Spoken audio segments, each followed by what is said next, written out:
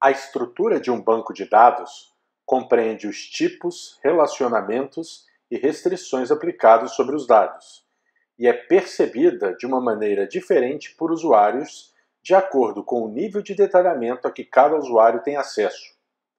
Uma abordagem efetiva de banco de dados deve prover abstração, suprindo detalhes de organização e armazenamento, e fornecendo detalhes essenciais para a compreensão do contexto e do relacionamento entre os dados.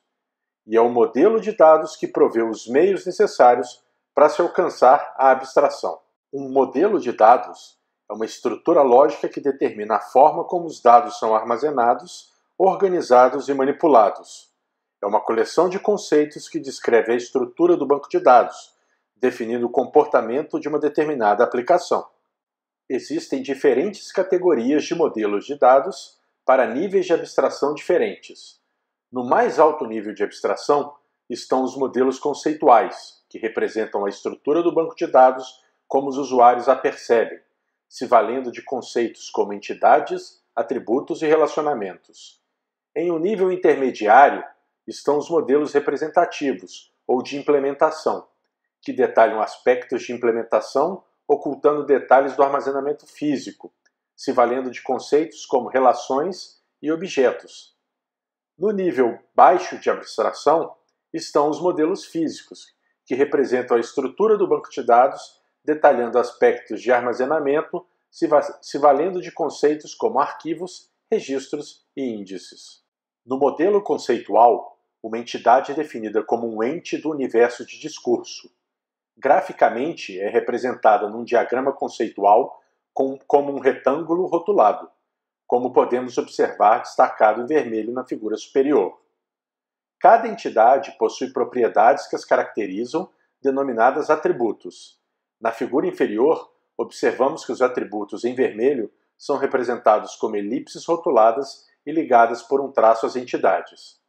A associação entre duas ou mais entidades é denominada relacionamento e representada graficamente por um losango rotulado, como podemos observar destacado em vermelho em ambas as figuras apresentadas. Ao longo dos anos, diferentes modelos representativos vêm sendo propostos, cada um com características particulares, abordando o banco de dados de diferentes formas.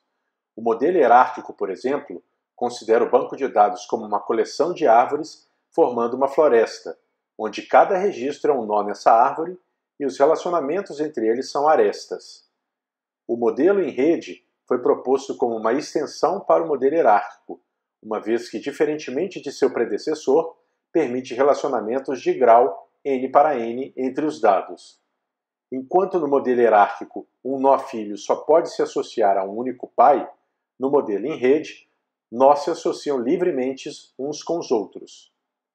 Já o modelo orientado a objeto considera o banco de dados como uma coleção de objetos onde cada registro é um objeto e os relacionamentos entre eles são ligações. Por sua representação se valer de conceitos próximos ao modelo conceitual, acaba sendo um modelo muito intuitivo e de fácil compreensão pelos usuários. Mas, sem sombra de dúvida, o modelo representativo mais popular e amplamente difundido e adotado por SGBDs comerciais é o modelo relacional. Ele tem uma definição teórica baseada na lógica de predicado e na teoria de conjuntos, e considera um banco de dados como uma coleção de relações, elementos tabulares, onde cada registro é denominado tupla e as tuplas mantêm relacionamentos entre si. O modelo relacional é um modelo consolidado que provê alto desempenho na execução de operações básicas de manipulação de dados. Na figura apresentada, professor e departamento são exemplos de relação. A seta que os interliga é um exemplo de relacionamento e cada retângulo rotulado são os atributos das relações. Modelos físicos descrevem detalhes do armazenamento de dados em memória computacional.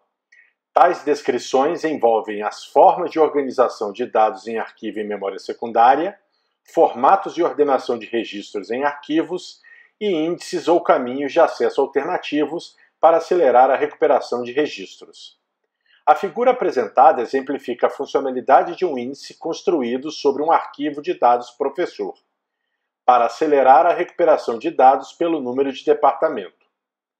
Observem que o arquivo de índice à direita tem um tamanho significativamente menor que o arquivo de dados professor à esquerda, e que cada entrada distinta de número de departamento de professor está representada no índice de forma ordenada, junto com um apontador para o respectivo bloco de dados.